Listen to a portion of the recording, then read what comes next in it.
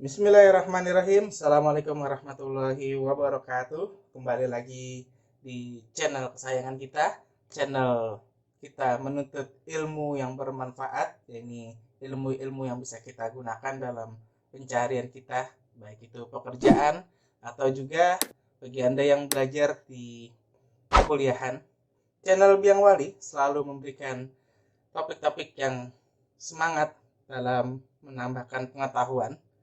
Bersama saya Andri Maulana. Di sini saya akan membimbing dan memberikan materi-materi yang mungkin sekiranya bermanfaat buat Anda semua.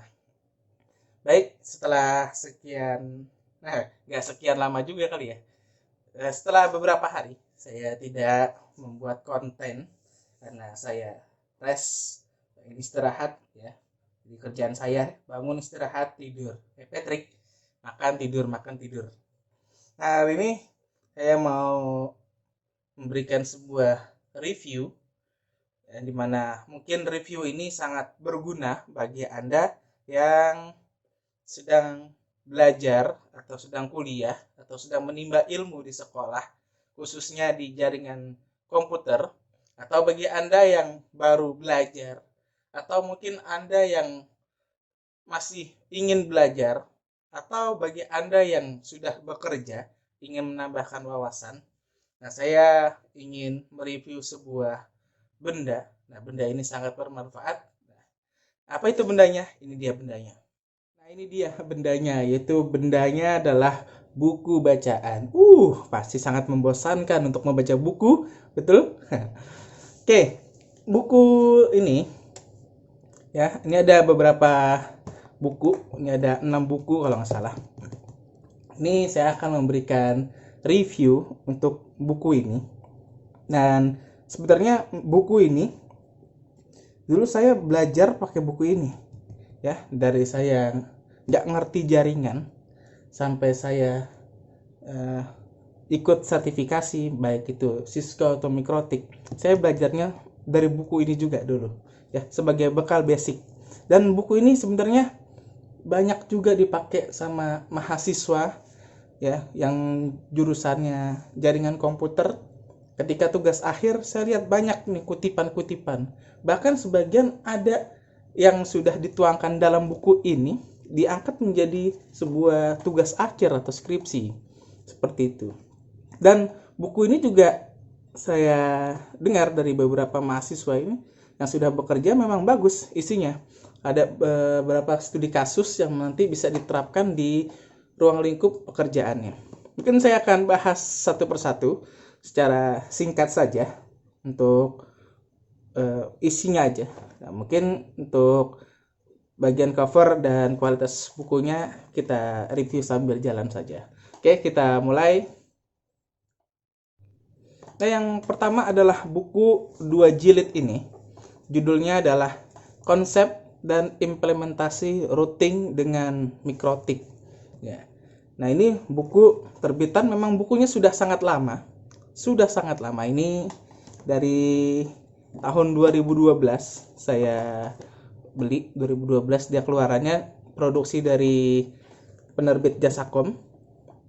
Kemudian tahun 2013 terbit lagi jilid kedua yang 200% connected. Nah, jadi ada 100% connected, ada yang 200% connected. Nah, buku ini karangan dari Rendra Wijojo. Ya, kalau saya nggak salah baca Wijojo ya. Mungkin begitu ya. Maaf kalau misalnya ada kesalahan dalam pengejaan nama. Ya, saya panggil saja Bung Rendra. Nah, Bung Rendra ini mengarang beberapa buku. Yang bukunya sangat saya bilang worth it lah, atau sangat bagus banget ya buat kita pelajarin. Kenapa saya bilang sangat bagus? Nanti saya akan bahas.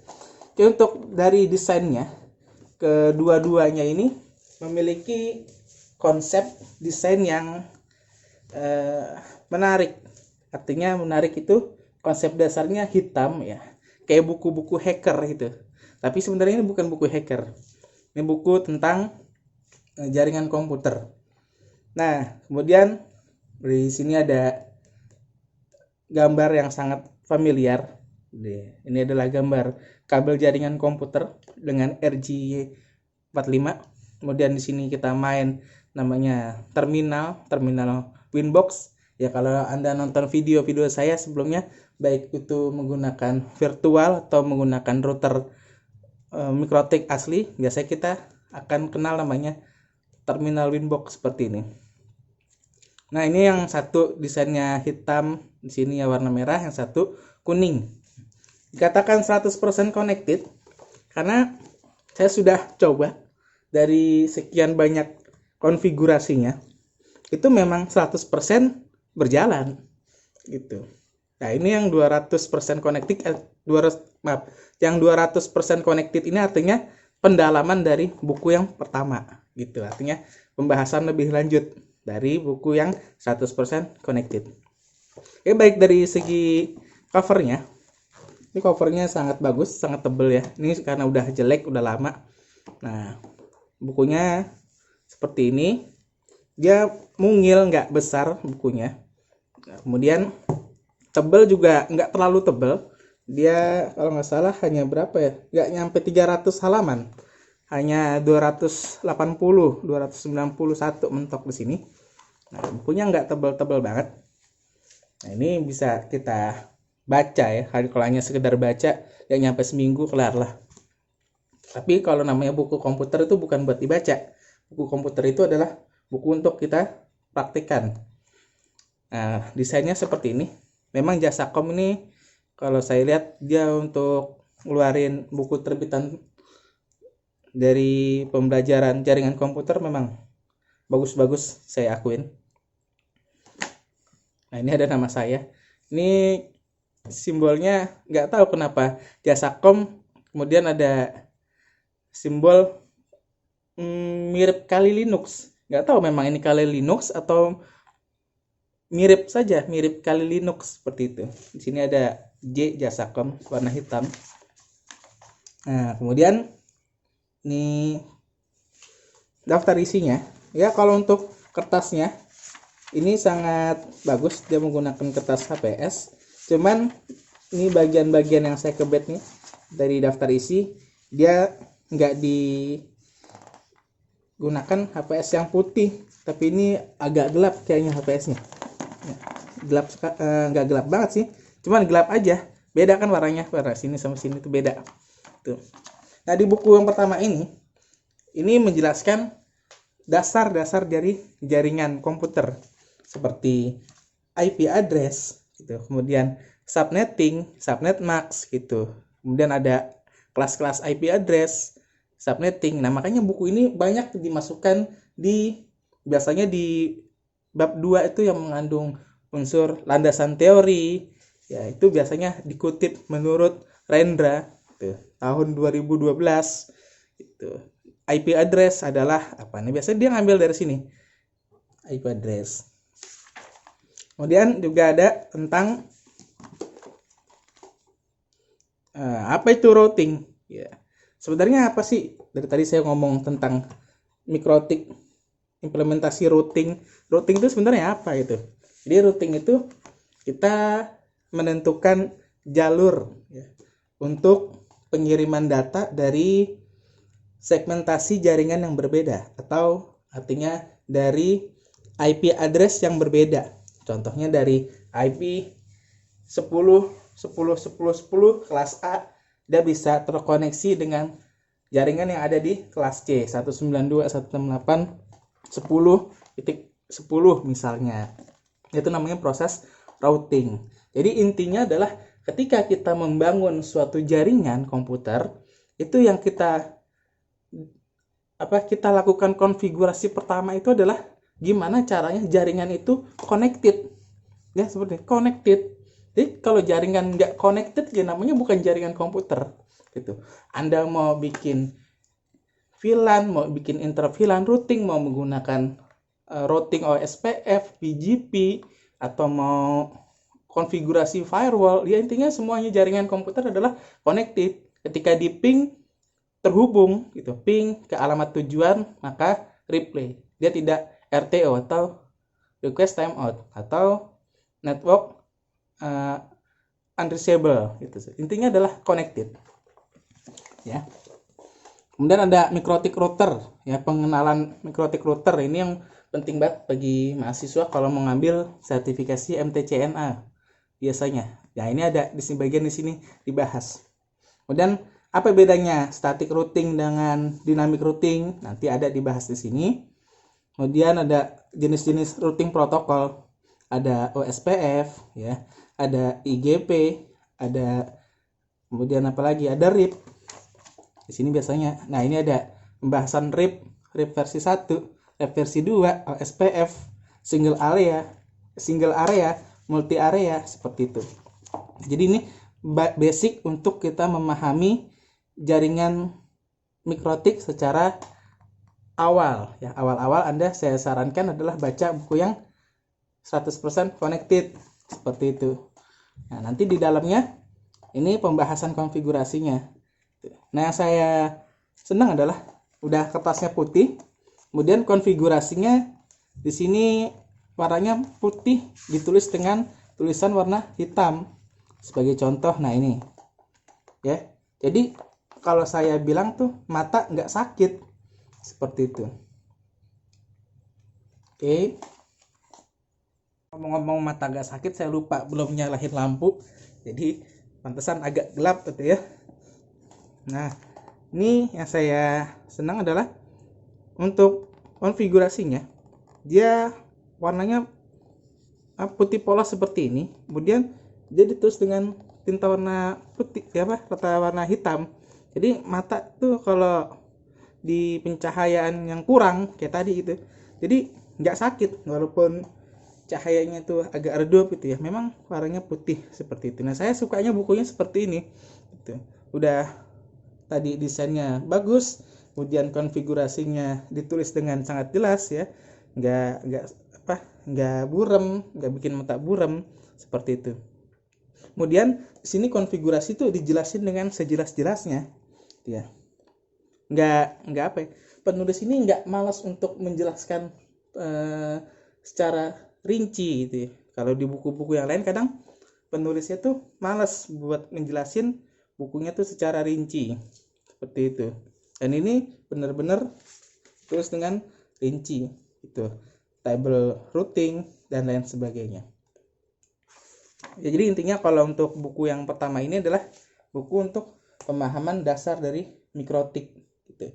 Baik bagaimana kita melakukan konfigurasi routing baik statis atau dinamis gitu, atau menggunakan protokol routing dinamis ya, kita coba RIP versi 1, versi 2, kemudian OSPF seperti itu. Jadi saya sarankan pertama Anda baca buku ini dulu. Nah, untuk yang buku ya, yang pertama. Nah, untuk buku yang kedua ini sebenarnya bukunya pendalaman dari yang pertama. Tadi saya sudah bilang apa yang didalami. Di dalam ini adalah konsep routing dinamis, di mana routing dinamis yang digunakan ini adalah OSPF. Jadi full pembahasannya itu tentang OSPF. Nah, ini kalau kita lihat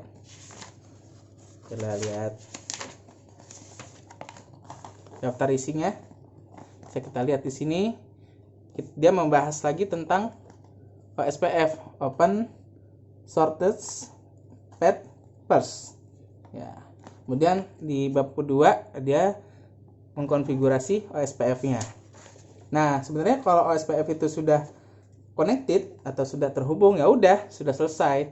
Cuman kalau pengen tahu bagaimana proses data dikirim antar router dan bagaimana router saling kenal mengenal dengan menggunakan protokol OSPF. Nah, ini bukunya membahas tentang itu sebenarnya. Jadi ada ini router OSPF, kemudian bagaimana paket itu dikirim, ada paket header, ada paket message, kemudian ada paket hello paket ya. Jadi bagaimana router mengecek router sebelahnya yang tadinya hidup, kemudian apakah dia mati, nanti diceknya pakai hello paket seperti itu. Kemudian nanti ada DBD atau ada LSR, LSU ya, itu macam-macam paket yang dikirim di routing protokol OSPF. Kemudian ada LSA. Apa sih LSA gitu? Bagaimana kerja LSA? Kemudian ada lagi OSPF routes ya, antar area. Apakah dia bekerja pada area intra atau pakai area eksternal. Kemudian ada studi kasus juga di sini, ada broadcast network ya. Jadi ada skenario 1, skenario 2, desain jaringannya. Misalnya ini di halaman 172. Buka 172.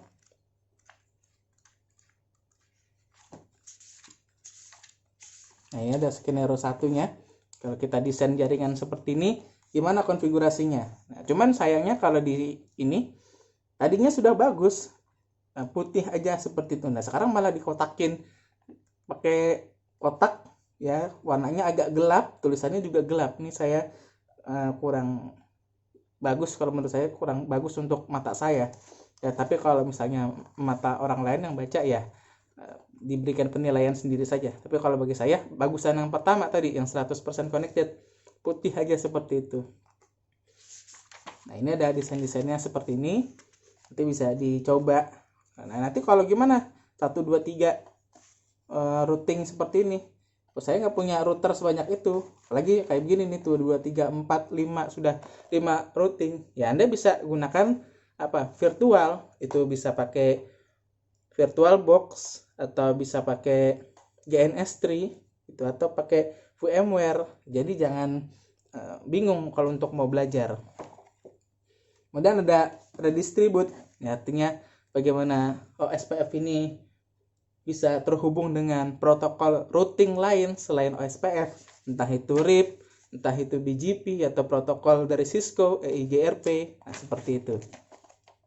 Sama dengan summarization dan virtual link. Virtual link bagaimana router-router yang tidak terhubung pada area pusat ini bisa tetap terkoneksi menggunakan virtual link. Nah, seperti itu. Jadi buku part 2 ini lebih bahas tentang pendalaman OSPF. Yang ingin belajar tentang OSPF lebih dalam, setelah Anda menghatamkan buku yang pertama, silahkan baca buku yang kedua yang judulnya adalah 200% Connected. Seperti itu. Oke, itu saja dulu 2 buku ini saja yang saya review. Buku yang berikutnya saya akan buat di video yang berbeda. Itu saja dari saya. Silahkan bagi Anda yang mau belajar jaringan komputer, silahkan baca buku ini. Saya tidak mempromosikan buku ini karena saya bukan penjual dan saya juga tidak kenal dengan penulisnya, Bung Rendra. Tapi saya ucapkan terima kasih banyak Bung Rendra. Saya sudah membaca buku Anda dan Anda sudah menjelaskan dengan sebaik-baiknya. Itu saja dari saya akhiri, saya tutup. Assalamualaikum warahmatullahi wabarakatuh.